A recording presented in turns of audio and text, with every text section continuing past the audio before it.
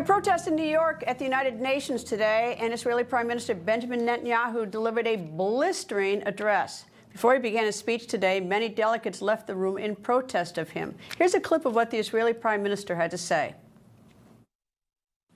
Giving the Palestinians a state 1 mile from Jerusalem after October 7th is like giving Al-Qaeda a state 1 mile from New York City after September 11th. This is sheer madness. It's insane, and we won't do it. More of a speech in just a moment, but first, it happened. We'd been hearing that it would happen, and it did. Former FBI Director James Comey has now been indicted by a grand jury. This indictment alleges that Comey made a false statement during his testimony before Congress back on September 30th, 2020. Comey's testimony, back 5 years ago, was about his handling of the investigation into alleged Russian interference in the 2016 presidential election. Shortly after he was indicted, Comey took to Instagram to say this.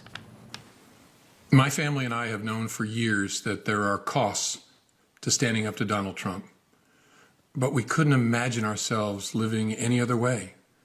We will not live on our knees, and you shouldn't either. Somebody that I love dearly recently said that fear is the tool of a tyrant, and she's right. But I'm not afraid, and I hope you're not either. I hope instead you are engaged, you are paying attention, and you will vote like your beloved country depends upon it, which it does. My heart is broken for the Department of Justice, but I have great confidence in the federal judicial system, and I'm innocent. So let's have a trial and keep the faith. Today, President Trump was asked about Comey, who he fired in May of 2017. He was asked about Comey being indicted. Here's what was the exchange. Now that James Comey has been indicted, who is the next person on your list in this retribution? It's not a list, but I think there'll be others. I mean, they're corrupt. These were corrupt, radical left Democrats, because Comey essentially was he was worse than a Democrat. I would say the Democrats are better than Comey. But no, there'll be others. Look, that's my opinion. Comey was one of the people. He wasn't the biggest, but he's a dirty cop. He's always been a dirty cop. Everybody knew it. Following Comey's indictment, his son-in-law, Troy Edwards Jr., stepped down from his job as a federal prosecutor. In a one-sentence letter, Edwards wrote to the acting United States Attorney for the Eastern District of Virginia, Lindsay Halligan, saying, quote, "To uphold my oath to the Constitution and country, I hereby resign as an Assistant United States Attorney for the Eastern District of Virginia in the Department of Justice, effective immediately," end quote. Edwards worked in the same Virginia federal prosecutor's office that is now prosecuting his father-in-law, James Comey. Criminal defense attorney Mark Garrigus joins me. Nice to see you, Mark. Good to see you too, Greta. Well, did you ever think, Greta, that you would get to the point where you would have me on the show to talk about the former U.S. attorney and head of FBI being indicted? No, but there are a lot of things that are rather curious. He's entitled to a fair trial. He's going to get a fast one in the Eastern District of Virginia. It's not like you gentlemen and ladies out in California where the trial could linger forever. This will be a fast trial. But there's so many things that sort of color my view of this. He gets a fair trial. I don't know if he's guilty or not guilty, but I have not yet recovered from this, is that in trying to determine his integrity, after he was fired in May of 2017, what he did was he took some of his notes, sneaked them to a friend of his who's a law professor at Columbia to sneak to the New York Times. So, I mean, he's not exactly Mother Teresa when he talks about he's, candid, his heart breaks for the Department of Justice. He's a little dirty himself. He's got some tricks up his sleeve. Well, and I think that was part of the problem that that irritated, if you will, the president. And I think that it was one of these, people call it a retribution tour. Greta, that when somebody goes through being indicted, and I'm referring to the president, and goes through the criminal justice system, and he was, he was the target of not one, not two, not three, but 4 separate prosecutions. It kind of reframes your look of the criminal justice system. I used to say to people when they would come into my office, How did this happen? How did this happen? And what I would tell them is this is part of what the system does. It reframes the way you look at it. I'm old enough to remember, as are you, when the left was the champion of kind of the resistance to overreaching prosecution. Now it's become the right. So it really, the prosecutions in this country and the Department of Justice and the criminal justice system, basically, I've watched a pendulum swing that I never thought I'd be alive long enough to watch. Well, I can't wrap my hands around a couple of things about this, which are not necessarily legal issues, but he has hired as his lawyer. His lawyer is Patrick Fitzgerald out of Chicago, who back in 2003 was appointed as special prosecutor to find out who leaked some information about a CIA agent to Bob Novak, who was a columnist. And the leak was in July of 2003. He was appointed in December of 2003. In the interim period, the number 2 at the State Department, Richard Armitage, said that he did it. He told the FBI secretly that he did it. Well, then he told Fitzgerald later, and that's fine and dandy. But what did Fitzgerald do? He went after Karl Rove for about 2.5 years, eventually not prosecuting him. But to me, it was the dirtiest thing I've ever seen a prosecutor do. He knew that Armitage had stepped up and said that he was the leak, not Karl Rove. But he let Karl Rove have to testify before grand juries, have to pay millions of dollars in legal fees, and now he is his friend Comey's lawyer. So both of them to me are very suspect. I don't know if he did anything illegal, either one of them, but I'm suspicious of both of them. Well, if I remember correctly, out of that same investigation you just detailed, didn't Scooter Libby subsequently get prosecuted also by this Mr. Fitzgerald? And he's got a great reputation. And I know that a lot of people kind of reflexively say, when you get charged, I want a ex-U.S. attorney because somehow they know the secret handshake or something like that. But this is not a case where you need somebody who is familiar with the Department of Justice to defend you. This is a case that is going to trial. Why in the world you would select as your lawyer somebody who has never defended, as far as I know, a federal criminal case and especially, as you mentioned before, when you're dealing with, a jurisdiction that proudly proclaims itself as a rocket docket, meaning I won't agree with you totally about California, but Virginia clearly moves things along quickly. And I don't get it. It's just kind of an odd choice for a defense lawyer in this case. I sort of think that what's getting Comey into all of this problem is that he's very arrogant. I mean, the idea that he did that sort of sneaking thing, he didn't have the courage to talk to the New York Times himself, that he did through the back door to a friend. That's not, I mean, he's sneaky. He's not this, this great honorable guy. He had a right to say anything he wanted after he was fired. Have at it. But instead, he sort of sneaked it around, and that just, I don't know. It's like I don't see him as the great sort of bastion of honor. I don't know if he committed a crime here, but I just, I think, I'm looking forward to seeing what happens at this trial. Well, in his defense, and I don't know, maybe it's being reported and you're watching it. I just thought it was unusual. If what I saw is correct, the grand jury actually rejected an indictment on one of the counts that out of the 3 that was presented to them. That is unusual to say the least. Although people are telling me that's happening more and more as of late. I can remember in the last 43 years, less than a handful of times that a grand jury has ever pushed back. Well, and what the odd thing, taking it one step further, is that the woman who is the acting attorney general, just appointed by President Trump, I guess, to be the attorney general, has 0 prosecutorial experience. I mean, this whole thing is bizarre. I think she's at odds with the Attorney General of the United States, but she quickly goes over to the Eastern District of Virginia, crosses the river. She has no experience, and apparently she's the one who actually presented to the grand jury. So there are a lot of odd things about this. Well, and not to say the least, I think you mentioned it before, his son-in-law was if I believe, the head in that agency in that district of the counterterrorism or security detail in the U.S. Attorney's Office. His daughter, famously, Maureen, was terminated by Trump. His daughter's husband resigned. They were both in the Southern District. So they have a deep Department of Justice connections. In fact, you're showing the picture of Maureen right there. So it's a tough time to be a Comey or married to a Comey. Well, this is not one time, but boy, but I think we need cameras in the courtroom, just so, especially these high-profile cases, so that we can actually see them, so we don't have to rely on reporters going into the courtroom and coming out and telling us, because, I would like to actually watch this trial, and I think the American people should.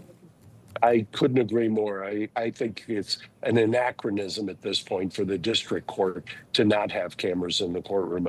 I just argued something in the Eighth Circuit, which is a level above the district court. And at least they have there, and in the Ninth Circuit, they've got audio and video so you can watch the arguments. You can still listen to the arguments at SCOTUS. I don't understand this anachronism of having the district court as some kind of a bastion where you have to stand in line in order to watch a trial. I saw the number of people that wanted to watch the Diddy trial this summer, and they had to do a lottery to get inside for the public.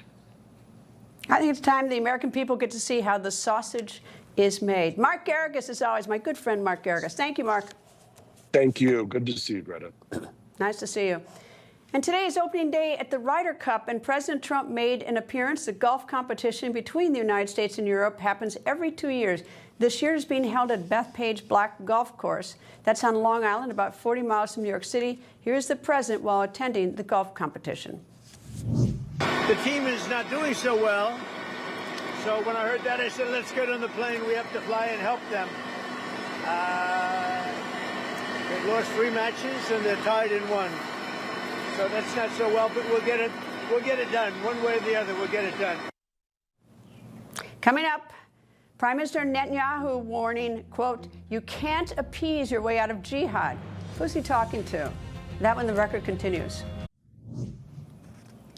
Prime Minister Benjamin Netanyahu blasted world leaders today. It was at the UN. Here's part of the Prime Minister's passionate speech. General George Keegan, former head of U.S. Air Force Intelligence, once said, "If the United States had to gather on its own the intelligence that Israel gives us, we would have to establish 5 CIAs. 5 CIAs. They pay and glorify not just the killer of Jews, but also killers of Christians. Christians like Taylor Force, an American veteran who was brutally murdered in Israel by Palestinian terrorists. When Bethlehem, the birthplace of Jesus, was under Israeli control, 80% of its residents were Christians. But since the PA took control, that number has dwindled to under 20%. So here's another message to those Western leaders. Israel will not allow you to shove a terror state down our throats. We will not commit national suicide because you don't have the guts to face down a hostile media and anti-Semitic mobs demanding Israel's blood. When will you learn? You can't appease your way out of jihad, and you won't escape the Islamist storm by sacrificing Israel. Not only did Netanyahu lecture world leaders, but he gave them a pop quiz. Who has murdered Americans and Europeans in cold blood? Is it A, Al-Qaeda, B, Hamas, C, Hezbollah, D, Iran, or E, all of the above? Just as the Prime Minister stepped up to the podium, though, some UN delegates dramatically walked out in protest. By the way, Netanyahu did not take a straight air route from Israel to New York to address the UN. To avoid some of his critics, Netanyahu's plane flew an unusual flight route. Here you see his plane's route on the screen. It took a detour to avoid flying over Spain and France.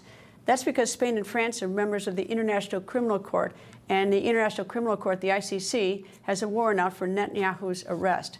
So the plane's pilots smartly avoided those countries, just in case the aircraft had to make an emergency landing or pick up fuel.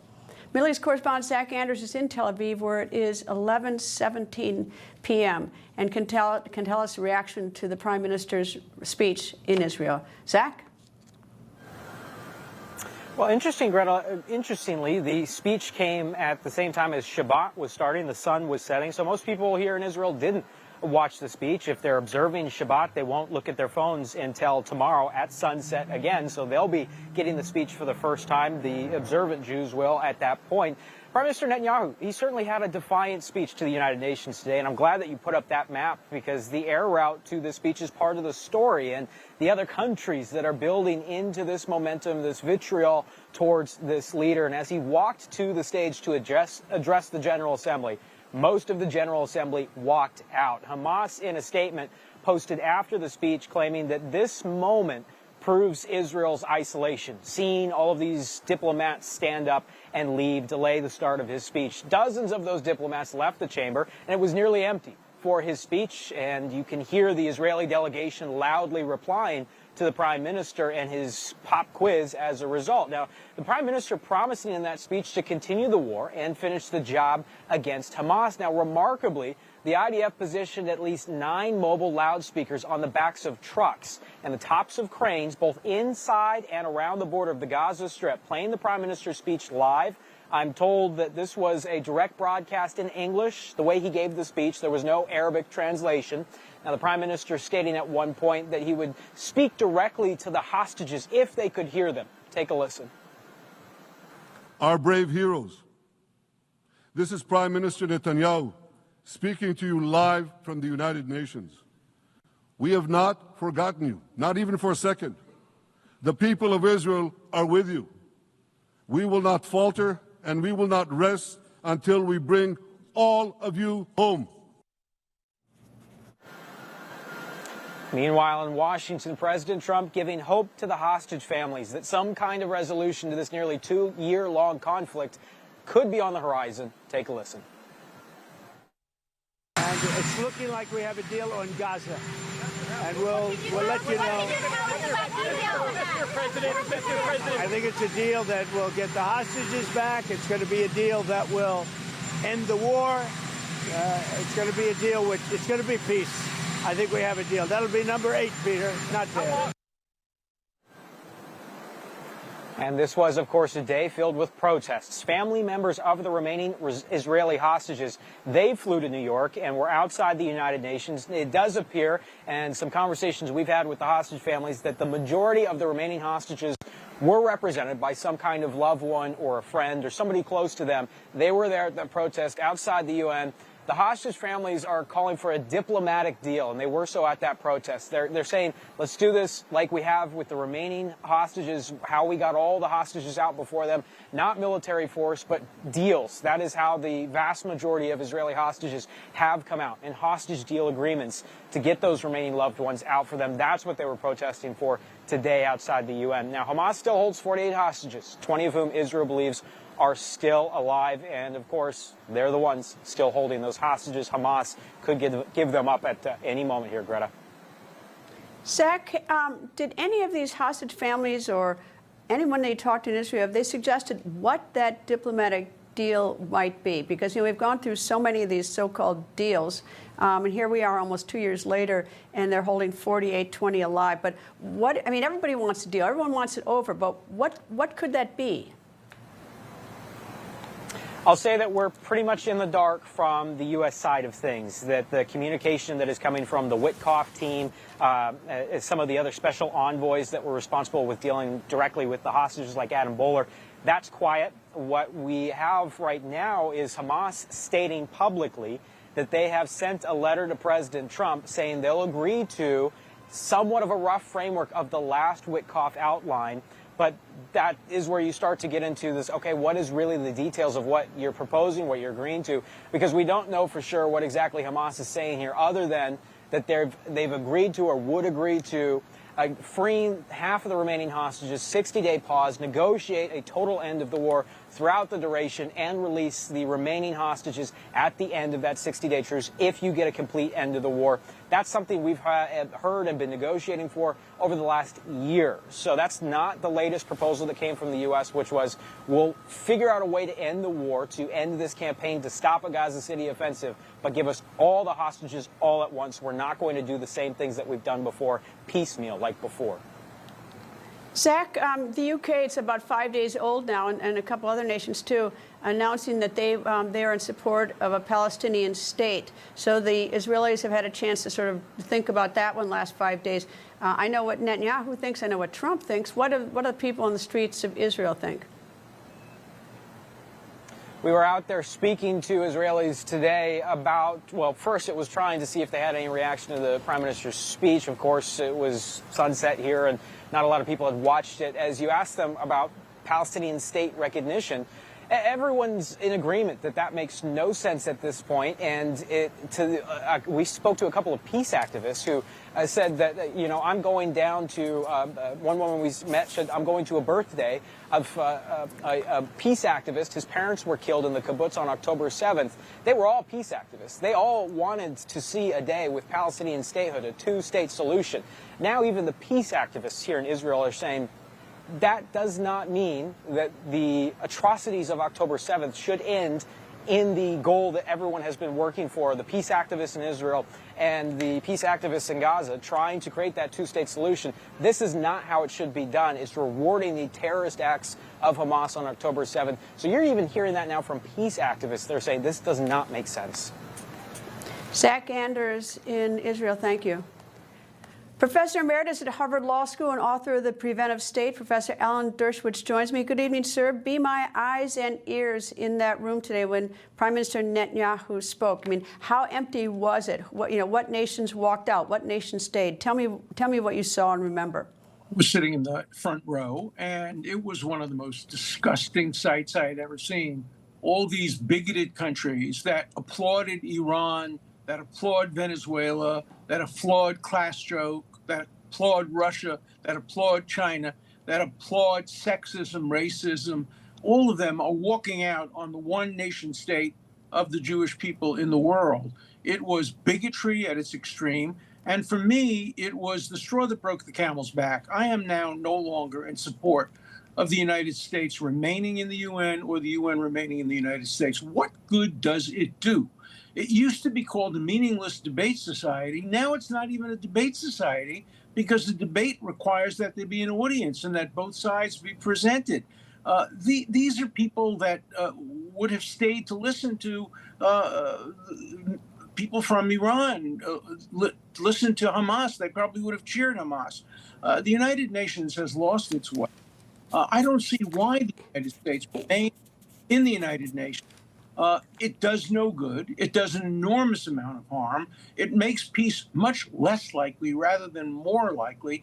And I have to tell you, just spending a few hours at the UN today, I had to prevent myself from throwing up. It was disgraceful, disgraceful. I thought Netanyahu's speech was very good. I'm going to be speaking to him later today, and I'll be able to tell him that in person and give him some of my usual advice. Sometimes he accepts it, sometimes he doesn't. I'm hopeful that President Trump will make an arrangement on Monday that sounds to me like it's potentially plausible. My understanding is that it would end the war, all the hostages would be returned immediately, and then there'd be a gradual pullout of Israeli troops. I think that's something that some of the Arab states seem to already have agreed to with Trump.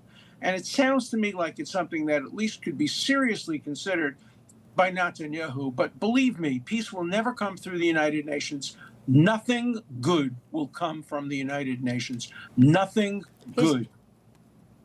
Well, as Prime Minister Netanyahu said today, is that much of the world no longer remembers October 7th, which is, unbelievable to me, because I've been there and I saw the atrocities and I watched the tape of people doing just horrendous. The man sitting behind me while I watched Netanyahu's son was kidnapped. They all thought he was alive, and then they discovered he had been murdered.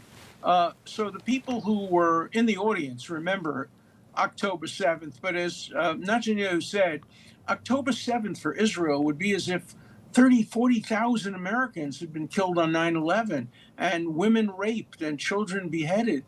This was the worst thing that's ever happened to Jewish people since the Holocaust. And when you see all these bigoted countries walking out on only one country, the only nation state of the Jewish people anywhere in the world, you really have to think back to the 1930s and say, yes, Israel is isolated just the way the Jews were isolated in 1930s and 1940s. The difference is the Jews couldn't fight back then. Now, fortunately, there is an army, a very strong army that has destroyed much of Hamas, much of Hezbollah, much of the Iranian nuclear facilities. If only that army had existed in the 1930s and 1940s, we wouldn't have seen the Holocaust. Well, what he said today, I thought was important. I mean, none of us wants to see anyone starve to death. I mean, the Palestinians. I don't want to watch anyone starve to death, and I don't believe Netanyahu does either.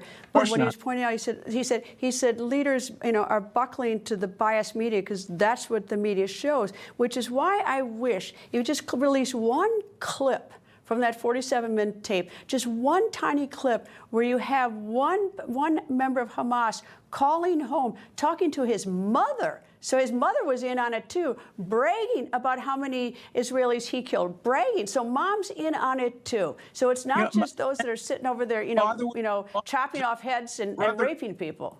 Father was in on it, brother was in on it. I have a new book coming out entitled Jewish Blood is No Longer Cheap, where I have the exact quote from that family. Fortunately, the young man who actually killed 10 Jews with his bare hands was killed in a recent attack. But the mother and the father are regarded as innocent civilians. They're counted among the innocent. That's my point. That's my point. They were, quote, in on it because Hamas has been taking money from the UN, giving it away free, the stuff that the leadership didn't steal. So naturally, the Palestinians, they're happy to have free food, free shelter from, that's coming from the UN. It's largely coming from the United States while they're skimming it. And it's just, it's like what Netanyahu says. Everyone's forgotten about October 7th. And also, he said 90% of the civilians of Gaza and of the West Bank supported October 7th. These are not innocent civilians. Sure, the babies are innocent, and every baby should be rescued and fed. Sure, 90-year-old women are innocent, but the vast majority of citizens of Gaza are on a continuum of complicitous to innocent, and many of them are much closer to terrorist complicitous. They allow rockets to be stored in their homes. They allow hostages to be held in their homes. These are not innocent civilians. Well, neither, but I mean, on another sort of, I'm not blaming the UK or anything for this, but I was in London last week, and I must say I am shocked that our allies would reward Hamas by giving them, by saying that they support a recognition of a Palestinian state right now. That gives a win to Hamas. I cannot believe that the UK did that. I thought that it was shocking. Wait till it's over if you want to do that. It's the worst timing imaginable, and Hamas took advantage of it. They immediately said, we think we deserve this for what we did on October 7th. They see this as a reward for the terrorism. They call it national liberation. Raping women, beheading children is not part of national liberation. And the idea of these countries, England and France and Canada and Australia. By recognizing a Palestinian state. Remember, the vast majority of Palestinians don't want a Palestinian state. They just want there not to be a Jewish state.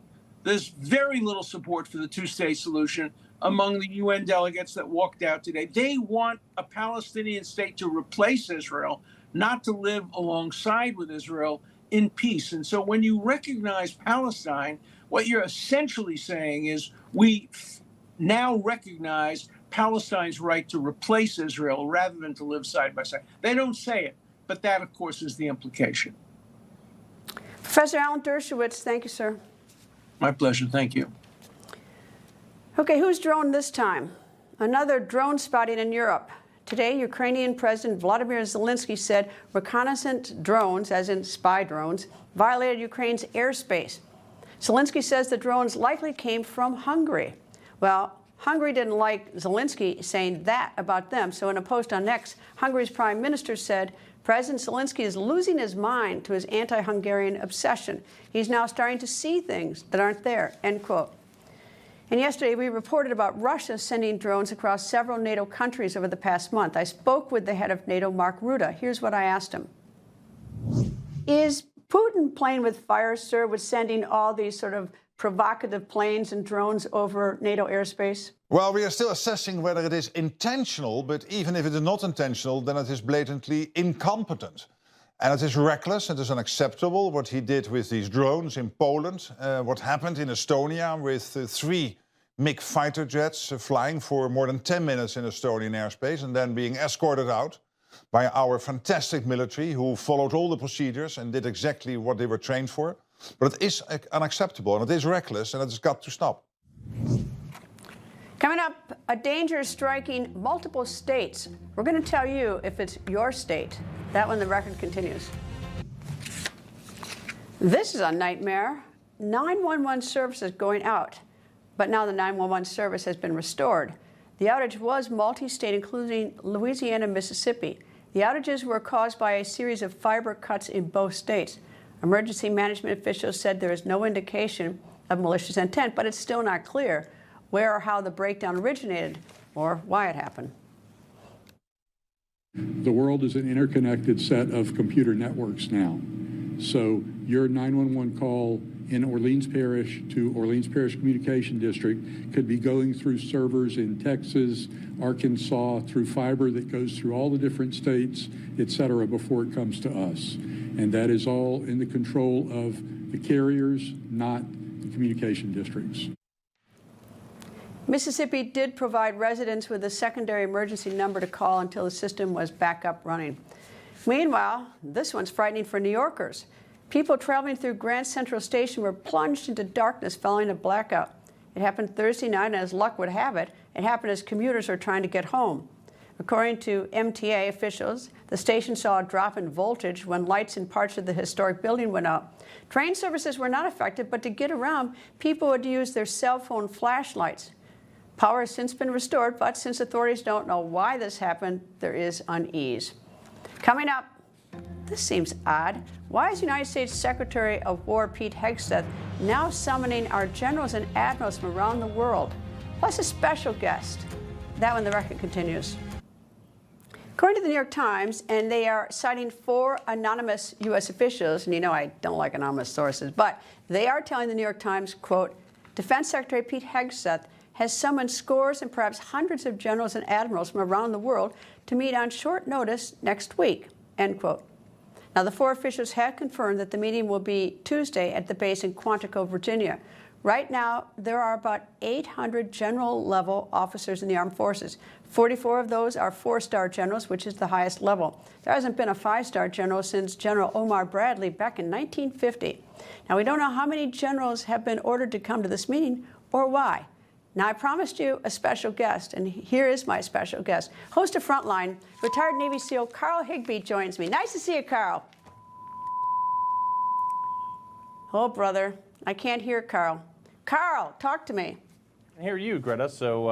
Oh, good. Now I can hear from you. Now they've fixed the audio. Tell me, Carl, why are all these generals coming to D.C. Well, I think Quantico? The first question, well, nobody actually knows at this point. The first question is, which one of these generals or their staff that got the, let's say, order or invitation to come to that meeting leaked it out? Because why would you tell people that we're gathering all of our flag officers and top military officials in one place at the same time? All right, so we don't know that. We don't know who leaked it. We don't know how many are coming. We don't know why they're coming. But if 800 come, what do you think the cost of the flight is for each one on military aircraft? What's your average, you think? Well, I mean, some of them are coming. A lot of higher-level flag officers actually have their own planes. That said, some of them are coming from Germany, Africa, Japan, anywhere all over the world. The other thing, too, is the last time this happened, there was a mass firing of generals. I think 140 generals were fired at this point and relieved of duty because they weren't cutting it. So this is going to be a big testament. If Pete Hegseth reorganizes things, he has said from day one that he is going to reorg the flag officer level, because so many times for so long, people have been promoted through the ranks. And when you get promoted, you automatically get a staff that you have to hire more people to fill those staff roles. And in that way, the military just expanded exponentially with commands upon commands that don't need to exist. This could be the beginning of the taking down the mass upper echelon of the bureaucracy. Well, I'll just give you a little of my math, though. If it cost $20,000 in fuel on their own planes, 800, that would be about $16 million to the taxpayers to gather 800 of them if 800 show up. And I don't know what's wrong with Zoom. The rest of us use Zoom. All right. One of the things we're hearing is that Hegseth is to lecture them on warrior ethos. What is that? So the warrior ethos is something that's used to explain taking the fight to the enemy. And we had the SEAL ethos when we were in. Everybody's got their own their shtick that they talk about. This is something that I think we've forgotten about. We went into Iraq and we came in strong, Battle of Fallujah, took over the whole city. Prior to that, we marched over Saddam's army, which was the 5th largest army in the world, in like 4 or 5 days. And then we lost this warrior ethos. We went to nation building and hearts and minds and feel-good strategies. The military is there to put bullets in bad guys. And when you lose that foresight of what your mission actually is, look, you want to be diplomatic? That's fine. Go send diplomats. But we need to understand that as Department of War now, we are there to conduct war, and if that's not needed, then we will go home. And I think this is kind of going to be the reset. And any officer that doesn't want to be a part of that, I think Pete Hegseth is happy to send him back in. But the warrior ethos business, or the nation business, that comes from the top, from civilian command. Do we really have to, I mean, the generals are going to, if the generals are told to do A, the generals are going to do A. So it seems to me that the ones who should have the warrior ethos are the civilians at the top who are making the decision. We don't have to drag 800 here. All right, having said that, another topic they're supposedly going to talk about are military standards. Now, what is that? Yes. They're not going to let fat people be in the military anymore, I think, because here's the problem is, like, look, the fitness standards have gone down significantly. Even in the SEAL teams, they dropped for quite some time. And the problem is if you get shot on the battlefield, someone has to carry you out, or you might have to carry someone else out. And if you can't do that, the military is for the fittest individuals in the world. It is not a diversity project. It is not a feel-good project. I'm sorry. If you can't be fit and if you can't meet certain standards, which should be significantly higher than they currently are, then that is not the place for you. Pick a new career. Do you think that these generals are pretty, arrogant type fellows? Everyone's been saying yes sir, no sir to them for a long time. What are they going to think of Pete Hegseth as Secretary of War? I'll be honest. I don't think they care much for, people who are changing the game. This is the problem is, being a general is a lot like being a politician, or an admiral in this case. You have to play the game to a certain extent to make those flag officer levels. It's all done through Congress, and it's done at very high levels. And you have to glad hand and make the right people happy, and check boxes on paperwork and things like that. And that's the problem. And that's how we got here, is because we stopped promoting people based on the merit of their career and started promoting them about arbitrary administrative standards, bullets and evals rather than bullets and bad guys. And that's how you get a bunch of generals and admirals that probably don't deserve to be in the ranks at the time. Do you think they're going to be grumbling about coming, or are they enthusiastic about coming and being lectured by the Secretary of War? I mean, I would be enthusiastic, especially with the track record they have, but I mean, I can imagine probably how many of them are really nervous about this. But a lot of them, when they retire, they make a fortune anyway. They go off to, they go off to the military-industrial complex. It's not like you go to the poorhouse. No, I mean, if you're a high-ranking general, you can sit on the boards of companies making your entire annual salary in a month or something like that. But this is the problem, is we have too many generals. Like, we won world wars with, I think, 1/6 of the generals that we have now. So maybe it's time to get back to that. Pete Hegseth talked about this during his confirmation. Carl Higbee, my good friend, he's going to be on at 6 p.m. Eastern, his new time. Carl, nice to see you, and thank you, Carl. Yes, ma'am. Thank you. And Delta has a problem. Hundreds of its planes have had reports of toxic fumes, so now Delta's upgrading those planes. Delta is replacing engine parts on more than 300 Airbus A320 planes. Delta says it is part of a safety initiative that began 3 years ago in 2022. The airline says the improvements are 90% complete. The new engine parts provide power for essential systems such as air conditioning and electrical services.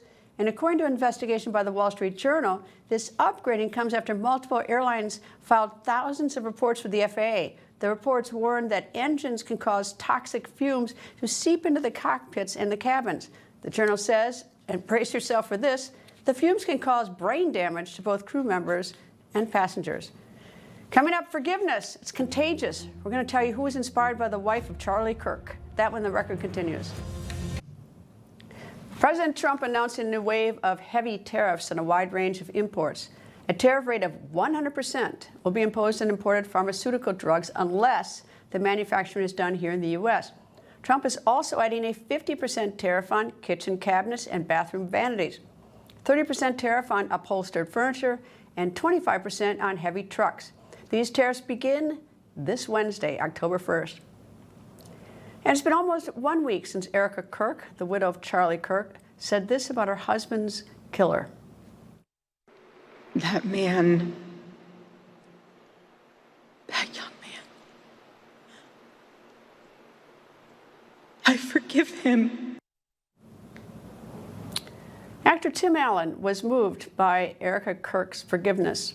In 1964, a drunk driver killed his father. He was only 11 years old at the time. Yesterday, Allen wrote about Kirk's forgiveness on X. He wrote in part, quote, "That moment deeply affected me. I have struggled for over 60 years to forgive the man who killed my dad. I will say those words now as I type. I forgive the man who killed my father." End of quote.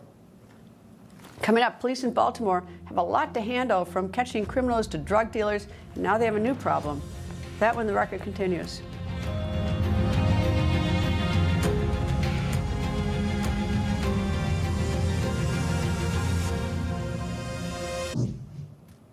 The Baltimore Police Department can now add goat wranglers to their long list of duties. Earlier this month, police officers responded to an animal disturbance. Once they arrived at the scene, they found a group of goats grazing on the grass. With the help of animal control, they rounded up the goats and leashed them so they could not escape.